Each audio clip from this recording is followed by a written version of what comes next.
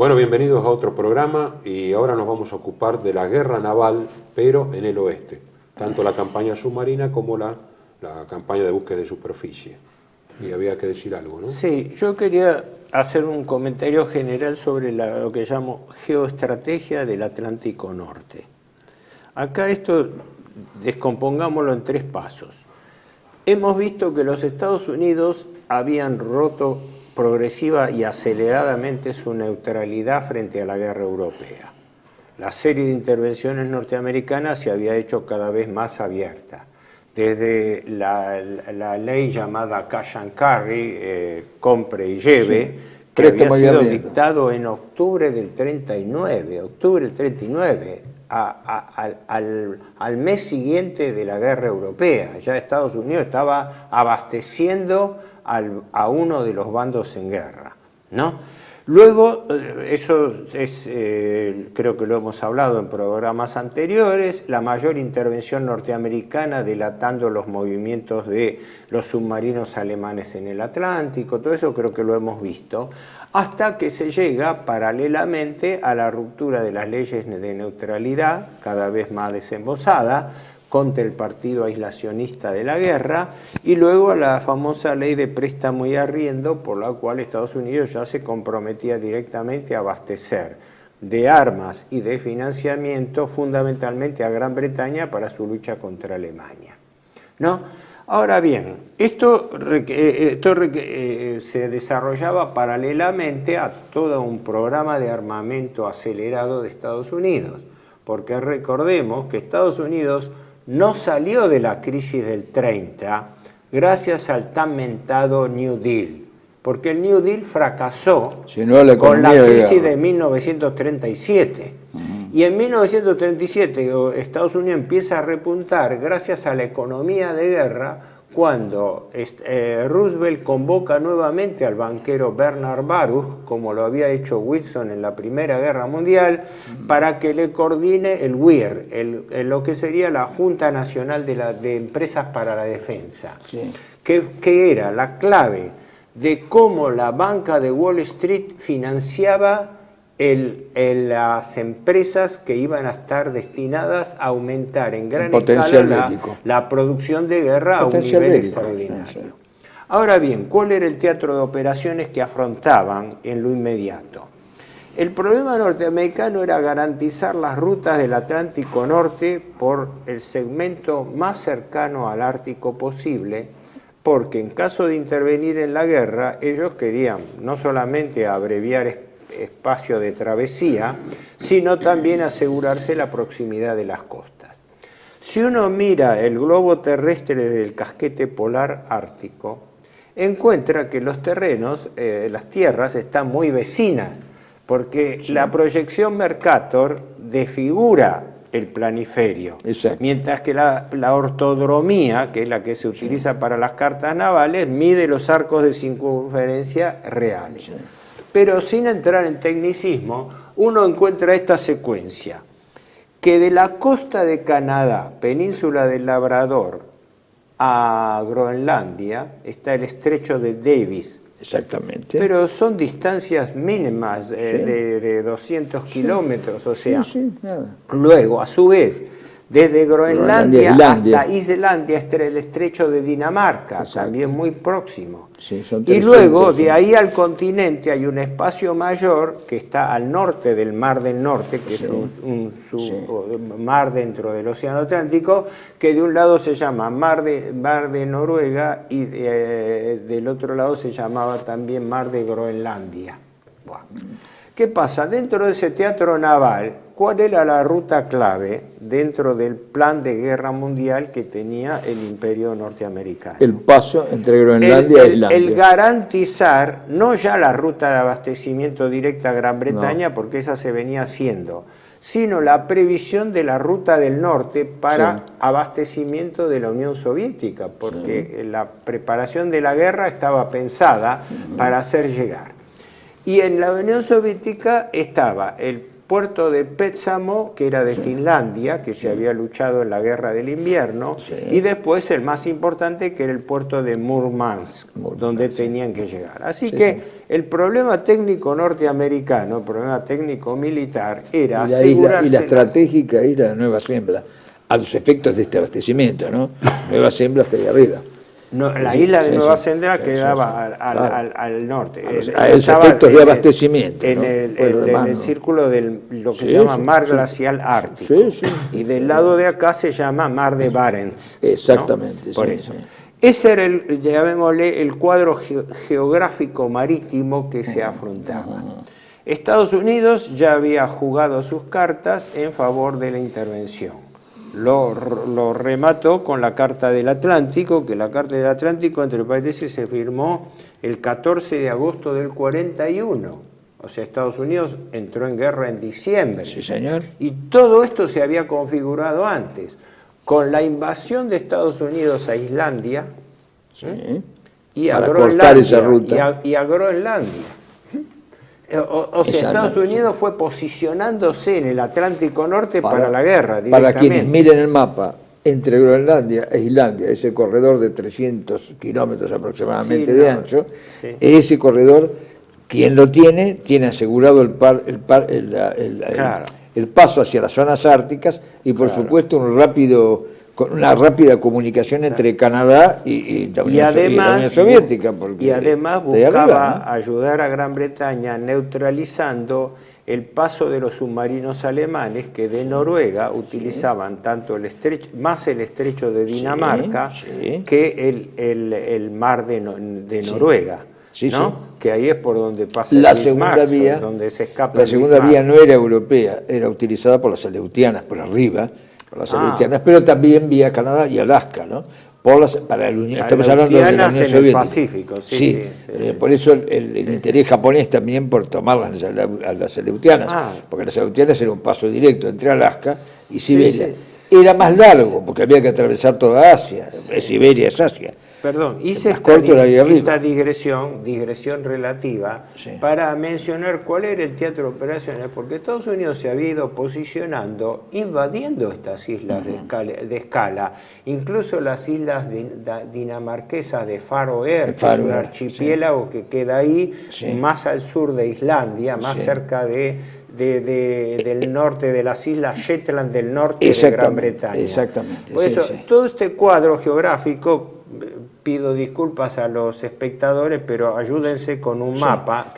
Conviene señalar una cosa, es decir, acá son mapas no convencionales, porque uno está acostumbrado a ver el mapa de Europa, el de América del Norte, pero estas zonas polares y esta convergencia es un mapa que no estamos acostumbrados a mirar, pero cuando uno lo mira, todo está claro. Ese enfoque de la ruta del Ártico que para mí fue clave en el abastecimiento, tanto de Gran Bretaña como después en la prevista unión con Rusia, porque el canal de abastecimiento más inmediato era eso. El otro venía por Irán, para el sur. Que era por Irán, claro, y por las aleutianas, pero tenía que atravesar toda Siberia, era largo el camino. Entonces, me permitía hacer este pequeño introito geográfico, porque ahora entramos a cuáles fueron las operaciones norteamericanas y cómo fue la lucha del Atlántico dentro de este escenario, porque este era el marco geográfico, ¿no?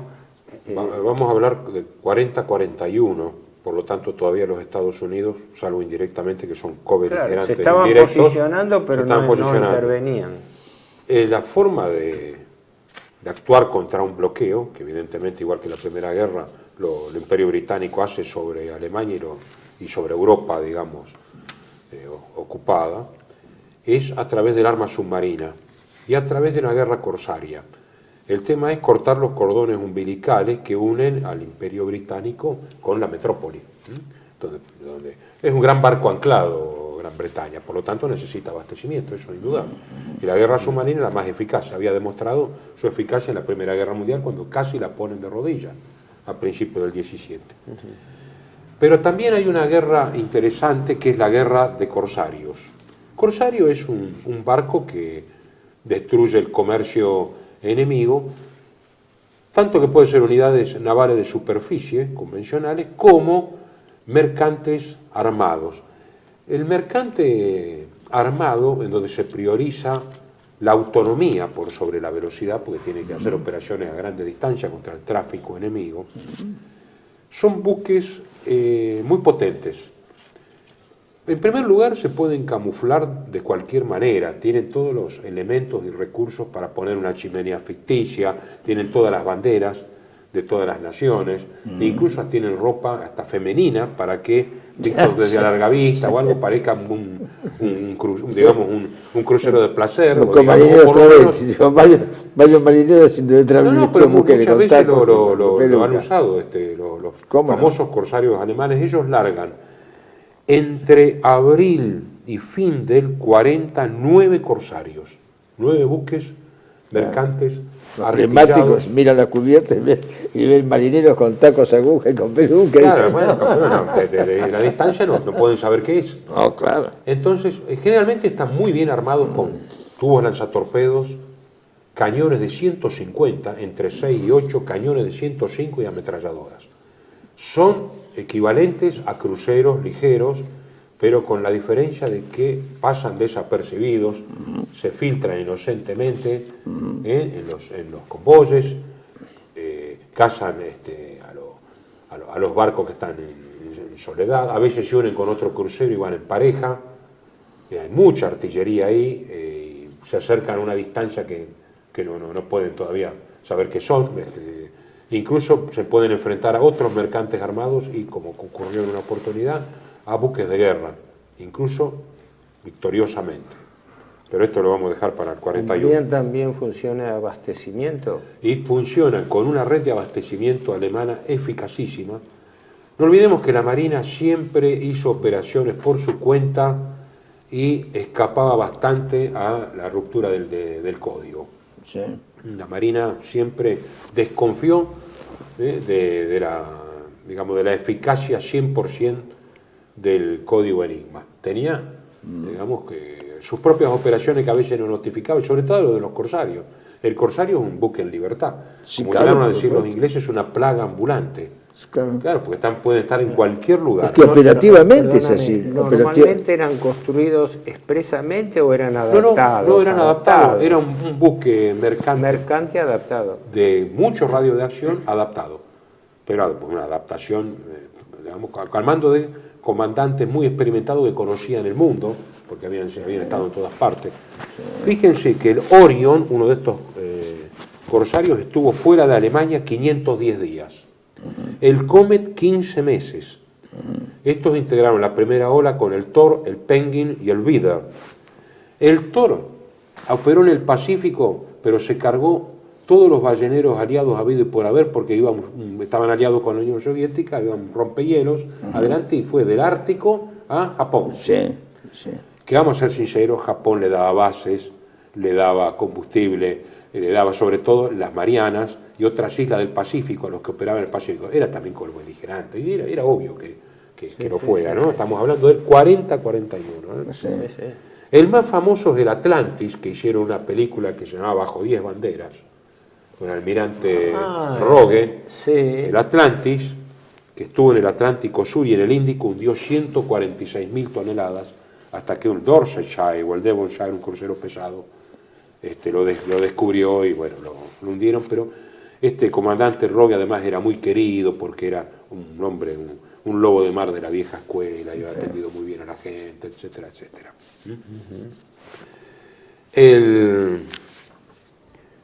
Frente a Auckland, Nueva Zelanda, el Orion y el Comet, en Nauru, fíjense hasta dónde fueron, tipo octubre del 40, el Orion y el Comet pusieron, con apoyo en bases japonesas del Pacífico, hundieron 43.000 toneladas de barcos, pero además minaron todas las aguas de Auckland. Sí. ¿Hasta dónde llegaron? Hasta Nueva Zelanda. Sí. En Nueva Zelanda, es cierto, una de las funciones clave era el minado. Claro, porque después varios barcos que salieron del puerto de Auckland volaron, incluso uno que tenía lingotes de oro, que después lo rescataron después de la guerra, pues se hundió. Perdona, porque los alemanes habían inventado o desarrollaban las minas magnéticas. Sí. Que quedaban sumergidas a una... o sea, no flotaban, sino que quedaban sumergidas y se activaban también con el ruido de las hélices. Esas eran minas de acústica y después la otra era magnética. Sí, sí. Magnética, sí, sí. El toro en el Esos Estados Atlántico, Unidos se pegaban. el toro en el Atlántico hundió 83.000 toneladas. El Penguin 136.000 toneladas de balleneros en el Ártico y el Víder 58.000 toneladas. Hay que decir algo. Todos estos mercantes no hubo problemas en la posguerra, salvo con el Víder, el comandante von Lübthechel, fue juzgado por crimen de guerra. Estudiando bien el tema, von Lübthechel se excedió 2 minutos en el ametrallamiento de un barco que estaba telegrafiando. Fue condenado a muerte. Porque tenían que dar un periodo de rendición. Apenas telegrafiaban, tenían que liquidarlo y él se excedió 2 minutos, hubo testimonio y murió en la prisión en el 47 en vísperas de ser ejecutado.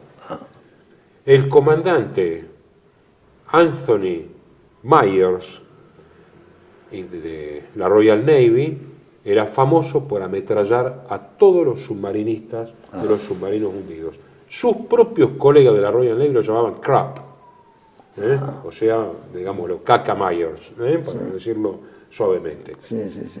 No solo llegó a contraalmirante, sino que integró el Parlamento. O sea, los vencidos, como diría Breno, ante los romanos, vae victis, ¿no? Sí, sí, sí. El vae victis, sí, no hay duda. Después En fin, en van esta guerra. a unidades pesadas. Scheer, el almirante Scheer, el gemelo de Graf Spee, Sí.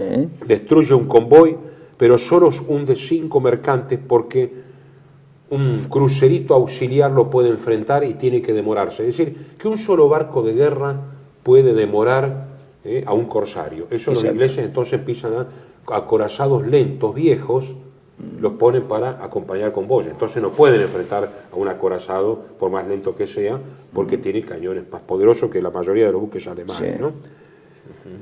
Entonces mandan al Scharnhorst y el Gneisenau, la pareja más exitosa de la guerra de corsarios que tuvieron Alemania, ¿no? Estos buques hunden aproximadamente, el Scharnhorst y el Gneisenau, 16 barcos de un convoy. Claro, eran acorazados rápidos con cañones de 280 milímetros.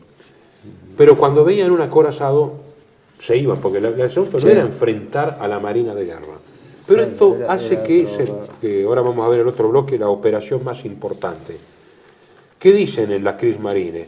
Y si mandamos acorazados grandes de verdad, para enfrentar a los acorazados, los ingleses van a tener que dejar a los mercantes para enfrentar con sus acorazados, nuestros acorazados, y hay acorazados más chicos, o cruceros que hacen el picnic con el convoy. Sí. El plan estaba muy bien estructurado. Y ahí piensan en el Scharnhorst y el Gneisenau, unidades de 30 y pico mil toneladas, con cañones de 80, más el nuevo acorazado Bismarck. En su momento el buque más poderoso, junto con el Tirpitz, que entra después en servicio. El más poderoso de la flota alemana, ¿no? No superaba el Yamato, ¿no? No. No, por el Yamato no había entrado Bueno, pero en digo... servicio. No superaba incluso a los acorazados de los estadounidenses. no superaba, sí. De la clase Iowa, la Sí, última sí, clase. sí. Pero hasta el 42 eran los buques más poderosos existentes. 45.000 toneladas, 30 nudos, 2.400 hombres de tripulación, 8 cañones de 15 pulgadas, o sea, de 380, 12 de 155, 16 de 105, la artillería antiaérea y todo. Por poder de fuego, incluido la artillería antiaérea, fueron los buques con más poder de fuego. No por andanada, porque había buques de 16 pulgadas y bueno, el Yamato Musashi de 18 pulgadas. Sí. Pero tenían 30 nudos de velocidad y al mando de un comandante que había demostrado con el Scharnhorst y el Gneisenau de lo que era capaz. Escapar de los ingleses, hundir barcos, que era el contraalmirante, luego almirante Günther Lütjens. Claro que después es almirante del Es Bismarck. almirante, Es el comandante del Bismarck, comandante sí. de la operación del Bismarck, el capitán Lindemann, Sí. era el capitán del Bismarck. Pero el Y almirante el capitán Kahn, que creo que era del Prinz Eugen, Sí.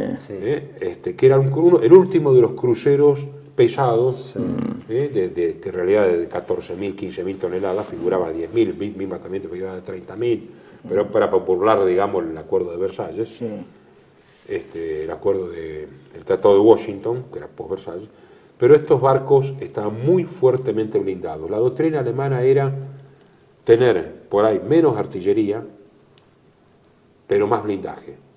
O poner toda la carne al asador, como en el caso del Bismarck y el Tirpitz, y tener blindaje, artillería y motor propulsor. Claro. Acá, Horacito, hay una cosa que yo no sé si la querés decir más adelante o ahora, que es la discusión que había en el alto mando de la Marina entre seguir fabricando grandes cruceros y grandes barcos y poner el acento sobre los submarinos. Claro. Una discusión en la cual estaban de algún modo enfrentados Raeder, el gran almirante Raeder, y el futuro gran almirante Dönitz, que fue Karl Dönitz, que fue luego comandante de la Marina en sustitución de Raeder. Hubo una discusión en la cual Raeder apostaba hacia los barcos, ¿no es cierto? Apostaba hacia los barcos, y Dönitz no. Ahora, Lutyens era de la idea de Dönitz, es curioso, estaba frente a un acorazado, y bueno, el mando supremo, que en esos momentos ya era Hitler, también intervenía en esto, evaluaba las dos posiciones. Las dos posiciones no era un marino, pero había evaluado dos posiciones, y decidió apoyar finalmente por lo que sugería Raeder. Sugirió, y en la primera etapa decidió apoyar el tema de los acorazados. Y los acorazados, evidentemente, ante toda la flota británica, que era muy grande, era poco, tenía que haber tenido decenas de acorazados. Con esa cantidad, por más que y ahora porque nos hicieron una, por más que fuera un acorazado excepcional, era poco, frente a la cantidad. Por eso el episodio del Bismarck, fracasa la operación, ejercicio, pues, es lo que al final inclina la balanza para el lado de los submarinos. Pero eso vamos en el otro bloque.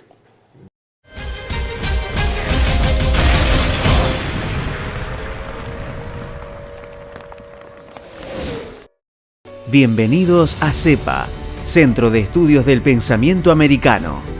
Nuevo sitio web de cursos de formación en política, filosofía, historia, literatura, geopolítica, religión, psicología y más. Cursos de formación que reflejan el verdadero pensamiento americano.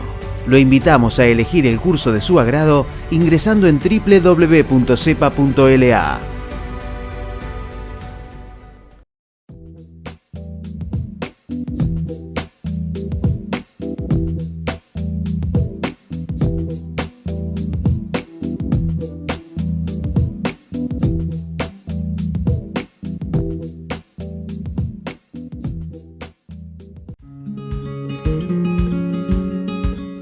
Residencia de Los Ángeles es un hogar para adultos mayores habilitado en la ciudad de Buenos Aires, cuyo objetivo es la atención y cuidado de pacientes de la tercera edad. Más de 30 años de experiencia nos respaldan. Trabajamos con dedicación para cuidar a nuestros abuelos y así ofrecerles la felicidad y comodidad que ellos merecen. Estamos en el barrio Villarreal, pasaje Francisco Bauzá 2372, casi esquina Tinogasta. Comuníquese con María al 11 61 70 45 38. Los esperamos.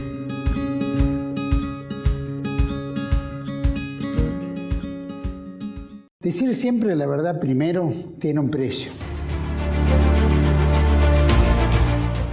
Pero todos los días, en cada programa, en cada reportaje, en cada esclarecimiento, descubrimos que decir la verdad vale la pena. Decir siempre la verdad tiene un precio. Pero cada vez que recibimos tu apoyo, entendemos que seguir luchando vale la pena. Dependemos de tu ayuda. TLB1. Toda la verdad primero.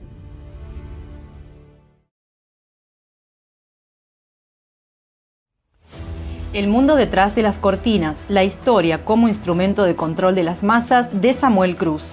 Un libro que desenmascara los mecanismos de control de las masas puestos en práctica por el Instituto Tavistock en la Segunda Guerra Mundial contra Alemania y contra la humanidad. Disponible en Argentina en editorial Cruz y Fierro. El mundo detrás de las cortinas, de Samuel Cruz.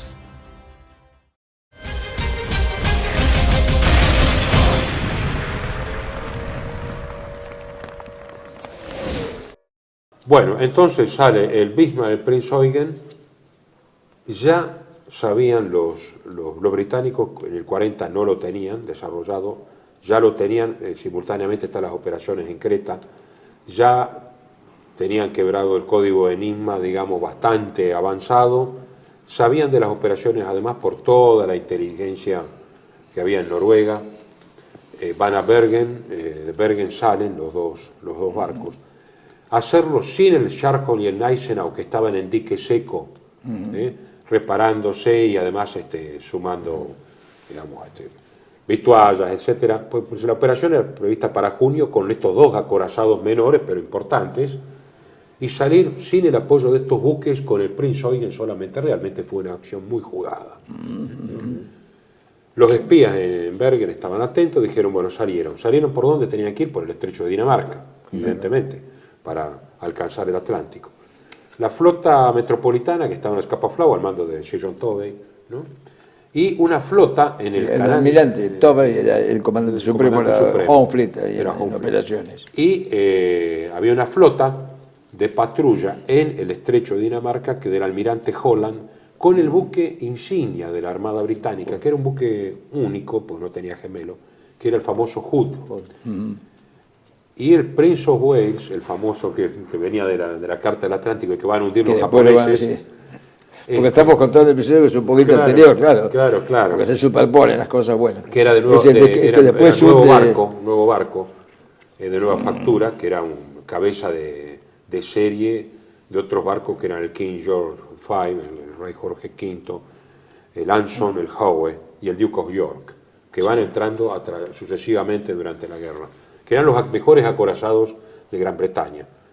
Hay que decir esto, el Hood era el buque más fácil de identificar en el mundo entero, porque con la visita de se llamaba llevar el pabellón, eran los buques insignias de llevar el pabellón, lo conocían absolutamente en todos los puertos y capitales del mundo.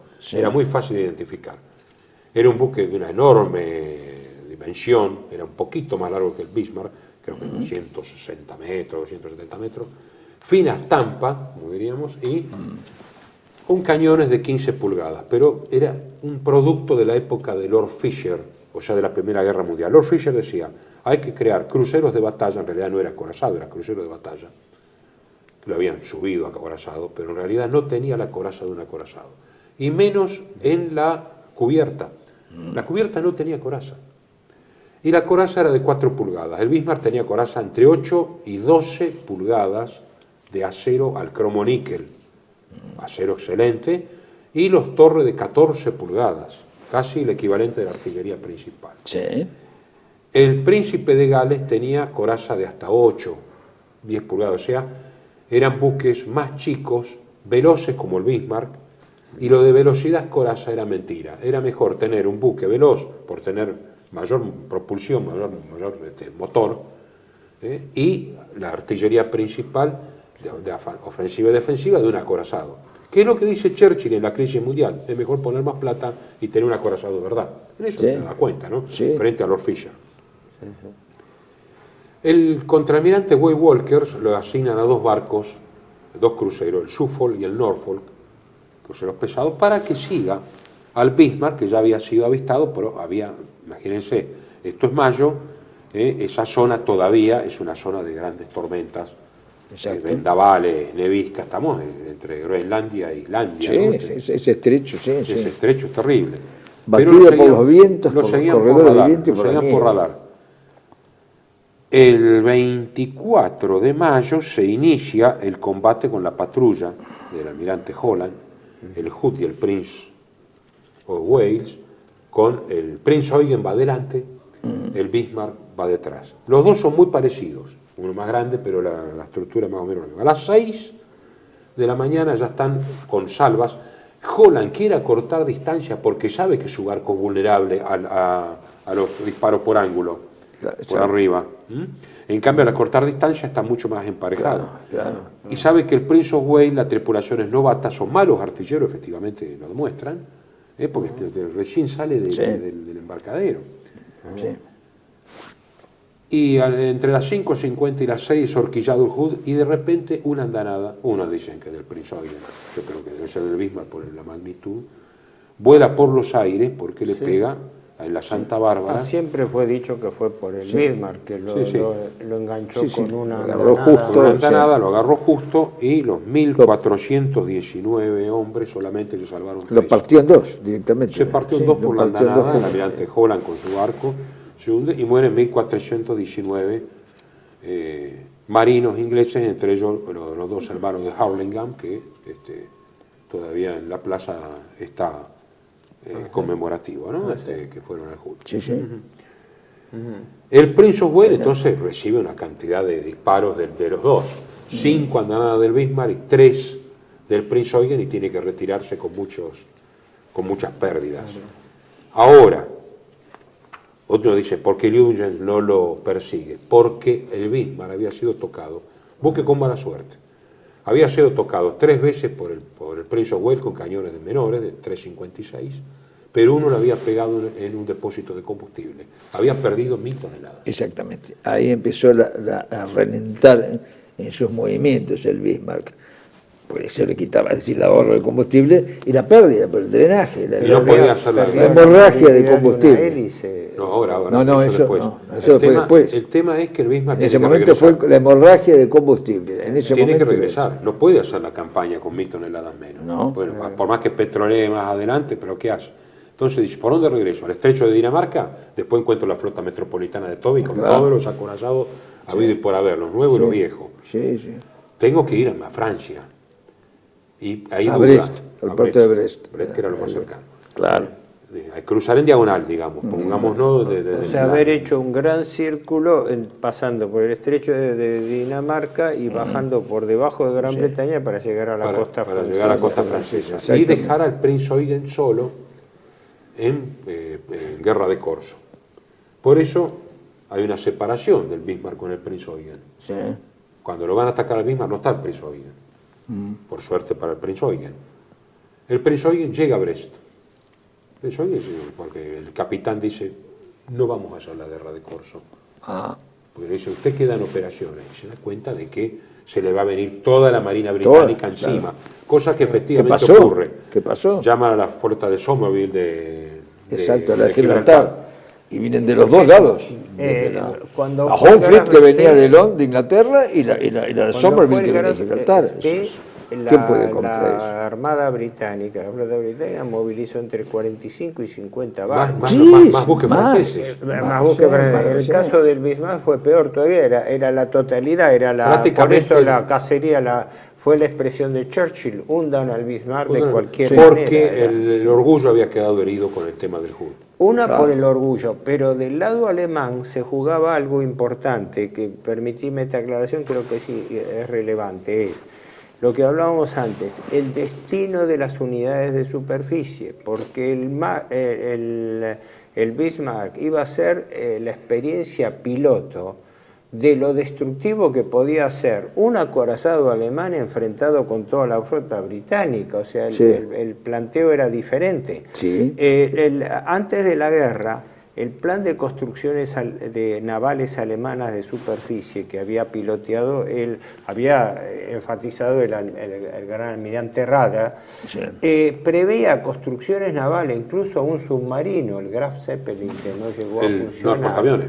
El portaaviones, el Graf sí. Zeppelin, preveía que el programa de construcciones navales tenía que terminar en el año 43. Claro. Por eso la famosa cuestión de la planificación de la guerra es cuando Sí. se dieron cuenta de que iba a pasar como en la Primera Guerra Mundial, que Alemania iba a encarar construcción de unidades de superficie. Por eso la clave del Bismarck era un test, por así decirlo, de la... Sí, no estaba previsto que enfrentase acorazados, pero si los enfrentaba, como los acorazados que acompañaban convoyes eran de los peores, porque eran de la Primera Guerra, porque son los lentos, porque el convoy va lento. Claro. Pero si tuviera que enfrentar acorazados rápidos en grupo, el Bismarck tenía orden de romper el contacto. Pero era suficiente para enfrentar a un acorazado que al enfrentarlo tenía que dejar el convoy libre, porque eran las experiencias previas del Scharf por Gneisenau, del Scheer, del Hipper, que hizo otro gran crucero pesado que hizo La una misión soldadura. final del Bismarck, ¿cuál era? Era cruzar el Atlántico y operar detrás de las líneas británicas. Bueno, no, operar en el Atlántico y quizá ir como, más abajo. Como corsario y hasta donde pudiera llegar. Hasta donde pudiera. Lo que pasa es que la actitud es el tema de la soledad del Bismarck. Es decir, ante una flota como la flota inglesa, uno o dos acorazados, sí, por más buenos que sean, que es el criterio ese que vos dijiste de hacer un acorazado, un súper acorazado que reemplazara a 4 o 5 acorazados enemigos. Sí, pero aún así la concentración de fuego de una flota completa, y evidentemente es... Una breve digresión, pero viene a cuento de lo que vos dijiste al comienzo. ¿Qué era lo que estaba en juego en el Atlántico? Estaba en juego el abastecimiento norteamericano a Gran Bretaña, porque Gran Bretaña se mantenía en la guerra, no porque pudiese derrotar a Alemania, que estaba fuerte en el continente, sino porque estaba preparando la guerra aliada con Estados Unidos, y entonces ese cordón umbilical no podía ser roto, porque en caso de ser roto iba a desarticularse todo el plan de ataque. Exactamente. Y los anglo-norteamericanos lo sabían, así que por eso lo que estaba en juego no era solamente una cuestión de prestigio, aunque lo del Hood fue para los británicos fue algo visceral, ¿no? Haberle hundido el Hood era algo que requería venganza inmediata. Pero la clave estuvo en que cuál era la finalidad del Bismarck. El Bismarck era una jugada de peso a ver si con unidades de superficie se podía atacar eficientemente ese cordón umbilical. Esa discusión en la que estaban en alto mando, entre Roeder y Dönitz, en la cual... Lo que pasa es que si hubiera... Porque atacar los convoyes de abastecimiento, vos lo puedes atacar por superficie o bajo la superficie. Tan eficaz puede ser un crucero como un submarino. Los detalles mínimos es lo que se discutía. El detalle técnico es lo que se discutía. Que había que atacar los convoyes, de eso no había ninguna duda, porque el abastecedor era Estados Unidos. Pero bien, ¿cómo se hacía? Técnicamente, ¿cómo era mejor hacerlo? Esa es la discusión que se planteaba en el Estado Mayor. Esa era esta, ¿no? Un problema pero salir sin acompañamiento de buques como el Sharp o el Gneisenau... Sí, era demasiado riesgo.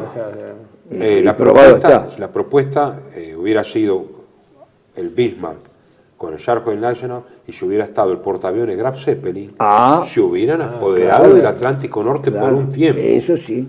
Pero después de tiempo, además, si hubieran esperado a julio, iban los 3 acorazados, ya es otra cosa, pues son todos rápidos. Pero la falta de portaaviones se nota allí claramente. Se nota claramente, y se nota porque los ingleses cómo frenan al Bismarck. Primero con el portaaviones Victorious, que viene de la flota metropolitana, pero lo ataca de noche, no lo alcanza, y casi hunden al Suffolk o al Norfolk, uno de esos, porque los ingleses, evidentemente, cuando uno mira el Atlántico, siempre a la estrategia inglesa le convenía retirar la flota alemana hacia el interior del Atlántico, a donde no pudiera llegar los portaaviones pico, es decir, la Luftwaffe, porque la Luftwaffe tenía base en tierra, no tenían un portaaviones. Ahí la falta de portaaviones. Claro, al Bismarck lo hunden porque está fuera del alcance de la Luftwaffe. Si la Luftwaffe hubiera llegado, hubiera sucedido una tragedia grande con la flota inglesa. Hubiera sido otro gallo hubiera cantado. El Bismarck averiado... No, el Victorious no lo avería. Además atacan de noche, la desesperación británica. El Bismarck sigue y está siempre en contacto de radar con el Suffolk y el Norfolk, y de repente pierden el contacto de radar por tormenta. Y Liutzen se traiciona inocentemente, creyendo que siguen estando en contacto por radar, porque además Bismarck tiene un radar que sabe que están los cruceros británicos, que los mantenía a raya con 2 o 3 cañonazos de 24 kilómetros, entonces, claro, los cañones enormes del barco. Como no los ven a los cruceros, pero piensan que los cruceros lo están siguiendo en la niebla, le manda un telegrama a Berlín detallando cómo fue el combate, cómo fue la batalla, cómo fue el Hood, cómo fue esto, cómo voló por los aires, etcétera, etcétera. Con lo cual, inmediatamente lo vuelven y se dan cuenta de que está lejos. Ya está yendo para Brest a toda máquina, porque no había sido averiado las máquinas. Había sido averiado, no tenía combustible, pero no había sido averiado el buque. Entonces le tienen que mandar un portaaviones. ¿Cuál es el que viene? La Royal. Exactamente, porque los ingleses perciben, más allá de los códigos y demás, perciben, vuelvo a insistir, el sentido común interviene en estas cosas, que un barco que tiene una hemorragia de combustible, que está solo, son dos, contra toda una flota, lo lógico es que busque puerto. Y se dan cuenta que ya no puede seguir para el norte. Lo desconcierta un poco Lutyens cuando agarra para el norte. Y dicen, ¿cómo? ¿Por dónde quiere pasar? No, iba a Brest. Esa maniobra la hace para despistar. Una maniobra diversiva para despistar, es que eso lo consiguió el otro acorazado, el Gneisenau, ¿no? ¿Cuál era el que lo acompañaba? No, el Prinz Eugen. El crucero. El crucero, lo consiguió haciendo esa maniobra. Pero eso lo saben por sentido común, ¿saben? Eso. El no permitir que se acercara a la costa, porque el acercamiento de la flota, de la Honflete a la costa, era ponerse en mano a los Luftwaffe. Evidentemente. Entonces le mandan a la Royal y con esos viejos biplanos Swordfish, pero muy maniobrables, torpederos, lo entran a horquillar al Bismarck y un torpedo le da, con tanta mala suerte, en el timón. Baja un buzo y dice, el timón está totalmente retorcido. Por lo tanto, el buque empieza... No, el buque directamente apunta al norte, apunta directamente a la flota inglesa que viene. Claro. Según un cabo, no me acuerdo cuál, que sobrevive, dice, se podría haber volado el timón y maniobrado como sea, seguir hacia Brest, porque era suicida. Sí. O había una forma de poner un timón ficticio, bueno, no sé. La cuestión que, por supuesto, de Berlín llega lo de siempre, ¿no? Bueno, toda Alemania está con ustedes, después va al matadero, viene el Duke of York, el Rodney, que es muy lento, no sirve para el Bismarck queda detenido o solamente girando en círculo sobre sí mismo. No, le cambia totalmente el rumbo y va lentamente hacia la flota británica que viene. O sea, invierte el rumbo. No puede controlar la línea de navegación. Bueno, y ahí viene el combate épico contra los cañones de 16 pulgadas del Rodney. Dicen que el Bismarck encaja 8 torpedos, quizás 12 torpedos, y no se hunde. Es convertido en una masa, digamos, informe, humeante, incendiado, todo se defiende como puede, pero las tripulaciones habían sido cansadas durante la noche por los destructores del almirante Vian, el que había atrapado el Almar cuando había ido a Noruega con los destructores Cossack, y los destructores ingleses tenían todos nombres de indígenas o pueblos, ¿no? Cossack, Maorí, Zulu, etc. Los destructores de Vian lo cansaron toda la noche a los artilleros del Bismarck. No se podían acercar, pues acercaban mucho, incluso no sé si uno encajó algún cañonazo, lo averiaron, pero cansaron las tripulaciones de las torres, con lo cual el fuego era errático. Primero horquillaron al Rodney, pero después empezaron a atacarlo a ángulo cero, cada vez más cerca. Habían abierto las sentinas de provisiones la noche anterior. Habían liquidado las provisiones, los que no tenían que estar en puestos clave, pues sabían que iban a la muerte. Creo que son 143 marineros de 2.400. Ahí hay una venganza británica. Que no rescataron a los prisioneros. Eso fue una cuestión muy delicada, porque una vez que el Bismarck se hunde... Que lo hunden los mismos mecánicos. Es claro. Está comprobado no fue hundido por la fuerza militar. Hace pocos años se encontraron los restos del Bismarck hundido y demuestra que la razón del hundimiento fue que fue hundido por los propios alemanes, como el Graf Spee no fue destruido por la flota, lógicamente iba a ser destruido. Pero no le dieron tiempo. Y hubo una orden del almirantazgo británico que los barcos que habían acabado de hundir al Bismarck se retirasen urgentemente del lugar sin salvar sobrevivientes. Con la excusa de que había submarinos. Con la excusa de que podía haber submarinos.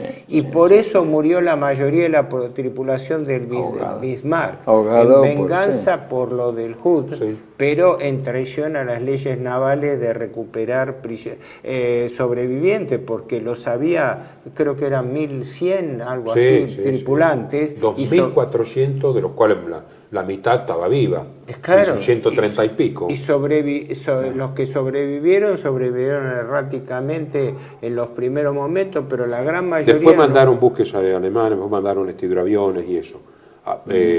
Recogieron 3, 4 tipos vivos. Sí, porque la mayoría lo recogieron los destructores ingleses, pero enseguida le dijeron, hay submarinos. Y no era cierto. No era cierto. Yo sé que hubo una orden del almirantazgo británico de no rescatar sobrevivientes con el argumento del peligro de que hubiese submarinos en la zona.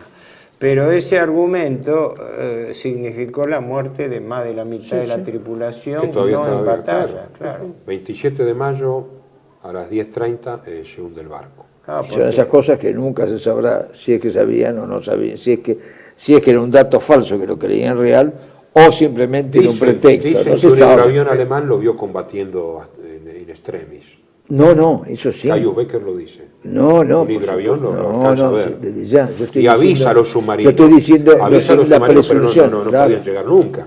La presunción de submarinos, si los ingleses la tienen confirmada, o en realidad realidad lo que dicen se descubrió ahora al encontrar los restos hundidos en Bismarck, o sea, como 4.000 metros de profundidad, denotan de que fue hundido por los propios alemanes antes de exponerse a que lo destruyan totalmente. Y eso de los prisioneros, por el tema del rescate. Del blindaje, lo importante. Evidentemente, entre esos restos tienen que estar los restos del almirante Lutyens, que se hundió con el barco, ¿no? Leugen y Lindemann, que discutían mucho entre ellos. Sí. ¿Sí? Sí, los dos están ahí abajo. Discutían mucho entre ellos porque querían hacer cosas Digamos distintas. que la conclusión de esto es que el fracaso de la operación Bismarck no se vuelve a hacer con grandes unidades de superficie nada. Dio lugar a la decisión de Berlín de que no Solo se van a volver submarina. a intentar grandes operaciones. Por eso el con gemelo, que era el superficie. buque equivalente, nunca salió de las aguas de Noruega. El Tirpitz, que El fue Tirpitz. hundido allí en Sí, un sí. fiordo de Noruega. Fue hundido en el fiordo. Sí. Pero la sola presencia del Tirpitz inmovilizó a toda la flota británica en Scapa Flow porque tenían el pensamiento de Luis. Claro, el Tirpitz era un buque igual de poderoso.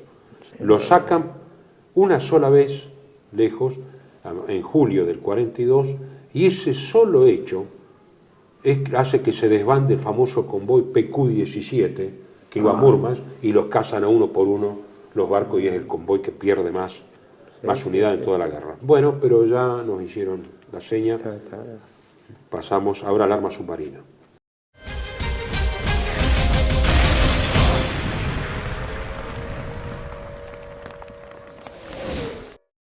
Bienvenidos a CEPA, Centro de Estudios del Pensamiento Americano.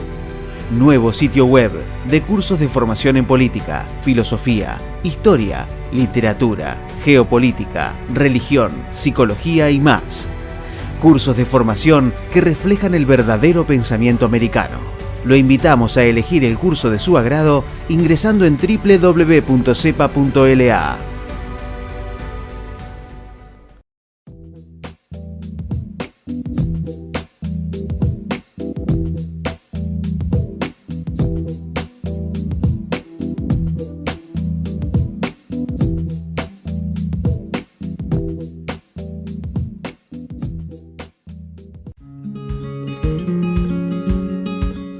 Residencia de Los Ángeles es un hogar para adultos mayores habilitado en la ciudad de Buenos Aires, cuyo objetivo es la atención y cuidado de pacientes de la tercera edad.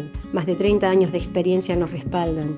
Trabajamos con dedicación para cuidar a nuestros abuelos y así ofrecerles la felicidad y comodidad que ellos merecen. Estamos en el barrio Villarreal, pasaje Francisco Bauzá 2372, casi esquina Tinogasta. Comuníquese con María al 11 61 70 45 38. Los esperamos.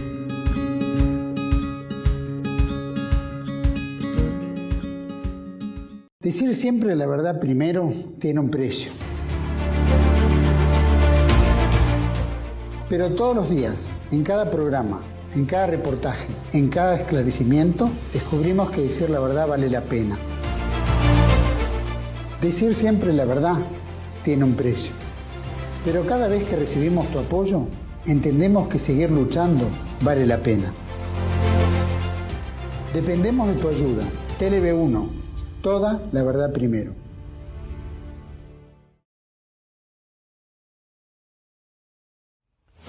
El mundo detrás de las cortinas, la historia como instrumento de control de las masas de Samuel Cruz.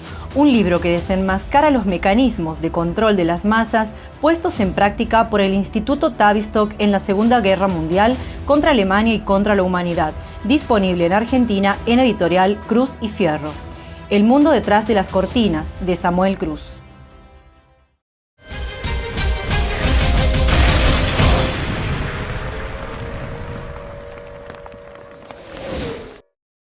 Hasta entonces escoltados hasta mitad de camino por los estadounidenses y después por la propia Royal Navy. Ahora entonces los alemanes se convencen que ya habían tenido muchísimos éxitos con el arma submarina de dedicar específicamente la guerra económica con el arma submarina en punta. Claro. Y ahí hubo una reforma fundamental que, no sé, vos lo vas a desarrollar. La idea de el ataque en manada de lobos, la idea de que los submarinos contra convoyes fuertemente defendidos no podían actuar individualmente, tenían que hacerlo en grupo y por primera vez se constituyen algo así como escuadrillas o flotillas de submarinos que le dieron el nombre, ¿no? Manada de lobos, el ataque en manada de lobos, que duraban días enteros, es decir, los submarinos iban persiguiendo a la par de los convoyes y viendo cuáles estaban vulnerables y los atacaban. Como eran más de, podían ser 6, 7 submarinos, ¿no? Han llegado a 20 y pico submarinos en el 43, en el famoso convoy que decide la guerra, en marzo del 43, porque se hunden tanto submarinos como mercantes, pues ya los sistemas de contramedida incluían, ya a partir del fin del 41, portaaviones de escolta y bombarderos con carga de profundidad. Entonces ahí se invierte la situación y se pierde el mar. Porque en marzo del 43. Hay algo que es muy simple decirlo y habría que decirlo ya de antemano, sobre todo para la gente que escucha, ¿no? que evidentemente para tener enormes flotas con grandes acorazados es como tener un ejército de tierra con una enorme cantidad de tanques. Se necesitan muchos recursos naturales, no humanos, porque humanos puede tener, pero hay que tener los recursos naturales para fabricar eso. Y entonces, esto yo me adelanto, pero Alemania que estuvo, Japón primero y después Alemania que estuvieron ese problema del abastecimiento, por los bloqueos, tuvieron que recurrir y cambiar tácticas. Por ejemplo, Alemania en el penúltimo y en el final del último año de guerra y en el penúltimo año de guerra, en el 45, decidió no fabricar más tanques y crear tropas de infantería tipo comando que con Panzerfaust, o sea las bazucas antitanques, combatieran el hombre contra tanque en grandes cantidades, pero enfrentando a hombres contra tanques, que evidentemente daba resultados, pero con grandes bajas. Primero, pero era más fácil hacerlo porque es más fácil darle un nombre a esa arma que fabricar ese tipo de...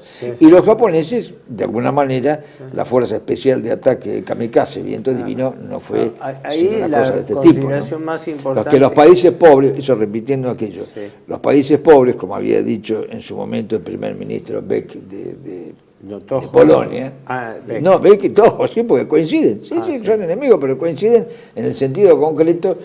Beck dijo, los países pobres no pueden hacer la guerra, se lo dijo el embajador alemán, pero le dijo a los países pobres, y le incluyó a Alemania en eso, ¿no? Los países pobres, ¿qué quiere decir los países pobres? ¿Pobres en riqueza humana, en inteligencia? No, en recursos, porque para construir barcos hace falta acero. Alemania y Japón no eran países pobres. Lo que pasa es que los recursos eran desmesurados. Claro, en eso llamaban países no tiene pobres petróleo, en recursos, humanamente tiene y en recursos también. Alemania produce en el 44 44.000 aviones bajo los bombardeos. Sí, pero es un milagro del superministro. ¿Sabés cómo conseguían el aluminio? El aluminio de la cantidad de aviones derribados. Profundían y hacían aviones. Por eso, pero vos fijate ese reciclaje, mientras que la fábrica norteamericana seguía derrochando sin ningún problema. Paul Kennedy, en auge y caída de las grandes potencias, dice bien clarito, hablando de Napoleón y hablando de Alemania en las dos guerras mundiales. En guerras de coalición no gana ni el más preparado ni el que tiene mejor armamento, sino el que tiene el bolsillo más La lleno. billetera. Y lo dice Niederhart también. Sí, Bueno, la guerra. es que la Sí, estrategia norteamericana, eso es una analogía con la estrategia soviética, fue la presión del número, la presión de la cantidad. Se Y del recurso. botaba un barco Liberty por día, creo que tengo los datos después para Los darle Estados Unidos producción. ahorraban sangre, los otros no ahorraban Sí, y sangre. la Unión, no, Stalin no ahorraba sangre, pero también tenía una fábrica que salían como supositorios los tanques, serían 3.000. La capacidad de producción común de la Siberia. Por eso el año 42 en ese sentido tiene lo que yo llamo, bueno, en los dos ámbitos, en el ámbito del Atlántico y en el ámbito del Pacífico, tiene el punto de, como decíamos en el otro programa sobre Japón, el punto máximo de expansión. Es decir, ahí llegó las verdades, porque en el libro de Dönitz, 10 años y 20 días, viste que él va dando el tonelaje hundido. Es increíble la cantidad de pérdidas que tenían los aliados y las reponían, eso significaba también tripulaciones, ¿no? También con pérdidas fuertes de submarinos, ¿no? En comparación. Pero es como decir, se estuvo a punto de quebrar ese cordón umbilical que hubiera podido servir para, más que para decidir el destino de la guerra, forzar una negociación, forzar alguna forma de neutralización. Después de la caída de Sebastopol, el propio Stalin busca una negociación. Claro, es decir, llegar a un todos punto, ahí en un punto, pero Estados Unidos invulnerable a operaciones aéreas, que es importante eso, con una producción enorme. Estados Unidos tiene 8 millones de kilómetros cuadrados y 4.000 kilómetros de costa a costa y 3.000 del norte a sur. Todos los recursos habidos por ahí, más los recursos de América Latina. Vos fijate, comprados a precio vil. Vos fijate lo siguiente, las tres grandes potencias, son 3 continentes. De las 3 grandes potencias aliadas, ¿no? Tanto Rusia como Inglaterra hubieran estado dispuestas a hacer la paz porque ya estaban al límite de sus posibilidades. De no haber sido por el imperio norteamericano, que era donde realmente existía un plan de dominación mundial. Porque este es el gran dilema geopolítico de la guerra. Toda la propaganda y toda, digamos, la historia oficial ha hecho creer que existía un solo bando imperialista. En la Segunda Guerra Mundial se luchó por el dominio del mundo, sí. Y hubo ganadores y hubo perdedores, pero todos luchaban por el dominio del mundo. Nadie luchaba por las supuestas bondades de la democracia. Y el país que estaba jugado a la rendición incondicional, que más tarde va a aparecer en Casablanca, y la historia es muy importante, ¿no? Denota esa idea de lo que Dönitz dice, se selló contra Alemania la misma sentencia que contra Cartago. Cartago es de Lenda. No pudo ser derrotada Alemania en la Primera Guerra Mundial, tenía que serlo en la Segunda. La primera, por eso la relación entre las dos grandes guerras mundiales. La Primera Guerra Mundial neutralizó y desintegró el imperio austrohúngaro en Europa central. Y el alemán. Y hackeó el alemán. Y la Segunda Guerra Mundial hackeó a la Rusia ortodoxa. Con lo cual se consolidó el proceso, por eso las dos guerras mundiales tienen que ser vistas como parte de un mismo proceso, el proceso de destrucción de la Europa continental. Exactamente. De tal manera que con eso se sella la deseuropeización del mundo. Yo me pregunto, ¿qué está ocurriendo en este momento? Eso es exacto. ¿Qué está ocurriendo en este momento con Europa? Y hoy en día con Rusia se está aplicando la misma lógica. Y con Europa, pues está... concretamente, exactamente. El continente que genera la riqueza de producción y de mantenimiento de la gente, se disuelve en una estrategia marítima que es volátil, que es líquida, fluida y que por supuesto tiene predominancia el dinero, es financiera sobre la economía financiera sobre la productiva. Yo lo que señalo esa tragedia la vivimos ya desde casi con tiras aflojas, con avances retrocesos de hace casi 200 años o más. Es decir, esto hay que tenerlo en cuenta, porque son dos tipos de visión del mundo. un capital productivo, una producción y el bienestar de su pueblo, y el juego deleterio financiero, yo lo que no se fija en quiero las señalar consecuencias. acá es dónde, porque uno analiza hechos más que conjeturar posibilidades, Sí, sí, sí. intenciones, eso es aparte. Sí. Los hechos son que la única gran potencia que estaba en condiciones y estaba desarrollando un plan de guerra mundial realmente, eran los Estados Unidos, porque Sí. en ese momento Inglaterra, sin el apoyo de los Estados Unidos, hubiera llegado a la paz con Alemania. Los ingleses llegan al cenit en la Primera Guerra Mundial y ahí tienen que Y entregar. Rusia, La hackeada cumbre es eso. por sus propias inconsistencias de un régimen comunista que no estaba en condiciones de proyectar, también para salvarse lo hubiera hecho. El factor determinante fue la idea del establishment norteamericano, llamémosle el brain truth, la idea de Exactamente. dominación mundial que Exacto. se gestaba con respecto al imperio mundial norteamericano, que es Sí. el que predomina después en la Sí, guerra. exacto. Lógicamente, vendiendo la idea de que los malos eran los otros. No, eso siempre lo van a hacer, pero quiero decir, eso que dice Horacio, que yo creo que el imperio británico, digamos, toma el primer impulso con Pitt en 1792 y llega a su apogeo en la Primera Guerra Mundial. Y después empieza un lento decrecimiento, a pesar de la cantidad pavorosa de tierras y de recursos que tiene. Es el país más grande, si tomamos por kilómetros cuadrados, es el país más grande del mundo. Es Supera a lo Rusia, que todo. llamaban los geopolíticos la teoría de la hipoteca del imperio. Sí. Si Inglaterra se hace aliada de los Estados Unidos, va a terminar hipotecando el control del imperio, Sí. más allá de que lo Sí. tenga Y como es tentáculo. la queja de Fuller, Liddell-Hart, David Irving y todo. Bueno, en el Todos fondo ellos dicen se esto, quejan, en el fondo dicen esto. Pero vamos antes de, por si no. Sí, termina. La guerra submarina tiene su pico del año 42, pero ya en el año 40 hay una gran cantidad de tonelaje hundido. En el año 41, hasta noviembre del 41, el clásico submarino alemán, el tipo séptimo, que tiene unas 800 toneladas y tiene unos 67 metros por 6 por 4, no es mucho, hay que vivir ahí adentro, ¿no? 6 metros de... Sí. Y lleva 5 tubos lanzatorpedos con una provisión de 15 torpedos, ¿no?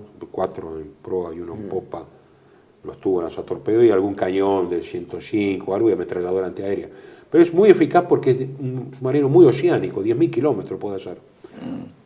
Además puede repostar, están después los clase 9, que son todavía más oceánicos, y algunos iban hasta Japón. Los submarinos italianos pesados traficaban, digamos, en el buen sentido, Llegó con a haber Japón. más de una veintena de submarinos alemanes operando en el En el Pacífico. Pacífico, ¿Cómo no? claro, sí. ¿Cómo no? Y Y en el Atlántico, bueno, ya lo sabemos, en la costa de Estados Unidos han cuando aparecido a hablemos pocos kilómetros. del 42, Sí, vamos a ver Florida, que se hicieron el picnic más grande que hay, porque, y ahora viene el tema. Se dan cuenta los ingleses de que además los que orientan a los submarinos son los famosos Focke-Wulf 200 Cóndor. Un avión civil, comercial, pero transformado en bombardero de gran radiación, pero sobre todo de reconocimiento, que puede irse hasta Groenlandia, Sí, el Cóndor. y observa y orienta a los Se submarinos. Entonces, internaban en el mar, y de paso, si había algún buque por ahí, le tiraban unas bombas y hundieron. Los Cóndor hundieron bastante buques aislados. Entonces, ¿qué hacen? Ponen portaaviones de escolta. Empiezan a poner los portaaviones de escolta a fin del 41. El primero de los portaaviones de escolta es el Audacity, que era un buque alemán, que era el Hannover, que le pone una cubierta de vuelo para Hurricane, muy poquitos, una docena o menos de Hurricane, pero se cargan 4 Cóndor en un día, estos Hurricane. Claro. Entonces la Luftwaffe se da cuenta de que Están expuestos. y que además en noviembre, diciembre del 41, de repente hay una pérdida de submarinos alemanes que atacan convoyes impresionante. En una misma semana, creo, y en el mismo día, porque son ataques de varios días, pierden la vida 2 de los más grandes submarinistas alemanes, Günther Pring Sí. y Johann Schepke. Había entrado en la El de bahía de Scapa Flow y hundió al Royal Oak. En el 99, el 1.47 de Pring, el U-100 de Schepke y el 1.29 de Otto Kretschmer, que es el único que zafa porque lo toman prisioneros los ingleses y hace su famosa memoria, que es La herradura dorada, que lo sacó MC. Sí, Excelente libro, sí. excelente libro sobre la guerra submarina. Entonces Dönitz lo llama a su segundo, que creo que era el almirante Salvachter, o Karls, y le dice: escúcheme una cosa, o usted o yo le estamos pasando información al enemigo. Sí. Y el otro dice: aquí pasa algo raro. Que la máquina Enigma de la Marina tenga una rueda más. Y en el 42, todo el 42, se hacen el picnic, llega el momento en que se preocupan esa fue la los Estados explicación. Unidos. Hay una si no, Nevero Ventrovato, algo pasó. Sí. Porque de nuevo la arma submarina, cuando había perdido sus mejores comandantes, vuelve a su fastigio, digamos. Nunca se supo quién ni qué, porque lo de Canaris me parece un poco alejado de esto, ¿o no? Lo el tema de que hay Canaris traicionaba, ¿cómo se llama? Lucy, la red traicionaba, pero estamos hablando de operaciones. Sí, de navales. operaciones, por eso Eso que tiene nunca que se ser pudo la saber. desencriptación de Enigma, Sí, a través sí, de sí. Bletchley Park, de este gran científico inglés que después lo raliaron y se terminó suicidando porque era homosexual. Y después de la guerra lo liquidaron cívicamente los ingleses, y hay una película al respecto que se llama reciente. Enigma. No, el Código Enigma. Hoy se llama, no muy lo vi la reciente, película, pero hoy de reivindicación de este hombre que realmente lo usaron, y después la pacata sociedad británica y el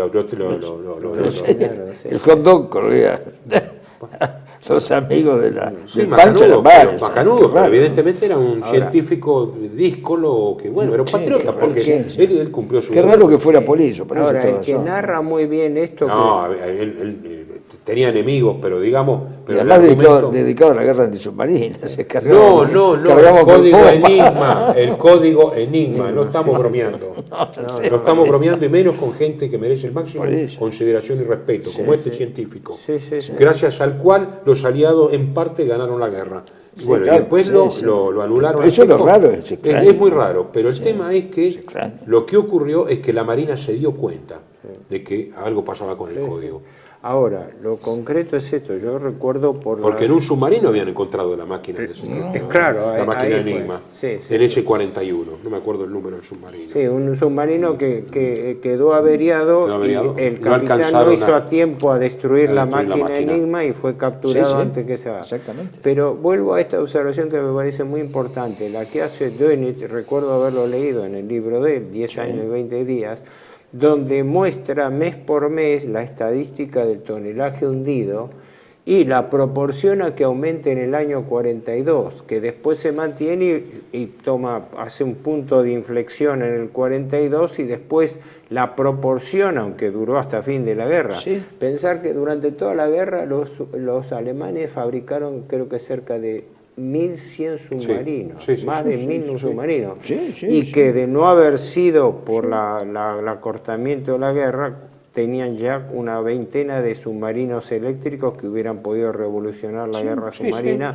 en las postrimerías. Pero ahí lo hicieron con submarinos oceánicos existentes, y el pico llegó al 42. Por eso digo, ahí se jugó el destino, así como después en Stalingrado se llegó al agotamiento, yo digo, al punto de inflexión, ¿no? Como una curva que crece, y tuvo un punto de inflexión. Y es probable que tenga razón en esto, ¿no es cierto? De esa rueda más en el Enigma que señala, que lo señala haya Dönitz, podido ocurrir desde ya. que señaló Dönitz, es probable, ¿no? Claro, Denis dice, pero ¿cómo puede ser? Saben la posición de antemano todo, y justo los mejores perdemos en 2 o 3 días.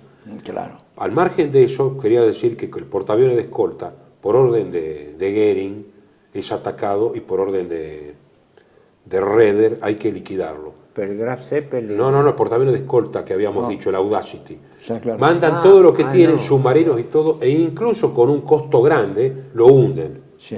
Esto en diciembre del 41. Que vamos a ver que es el mes Momento de negro, inflexión. Sí, inflexión entre de la guerra, Royal sí, Navy. sí. Porque entre octubre y el fin del 41 pierden el Royal en el Mediterráneo, hundido por un submarino, el Barham en el Mediterráneo, inutilizado el Queen Elizabeth del Valiant por la 10ª más, los hombres rana italianos, pierden en campo de minas el Neptune, el Aurora, el Galatea, se quedan sin barcos en el Mediterráneo. En el fin del 41, el almirante Cunningham dice, no tengo más barcos. A eso ya en el teatro del Mediterráneo. Y en el Atlántico queda solamente el Victorious, porque el famoso Ilustrio habían encallado, creo que estaba en Jamaica, en reparaciones, y los otros eran buques como el Hermes, que además lo hunden los japoneses después, poco después, el Eagle lo hunden los ítalo-germanos en el Mediterráneo. Estaban, si no era por Estados Unidos, que interviene, por eso el desembarco en África del Norte, y todo, estaban muy mal en 41. Mira, no sé si nos dan los tiempos, pero de todas maneras, brevemente, un capítulo importante, la acción de los submarinos alemanes en el Atlántico Sur, porque Brasil, servil a los intereses norteamericanos, declara la guerra a Alemania. Hay que reconocer que se lo impusieron a Brasil. ¿Cómo? No fue voluntario, se lo impusieron violentamente. Por todo. Yo no digo que sea una servidumbre voluntaria. Sí, se lo impone a Getulio. No digo el que Parlamento se lo impone a Getulio.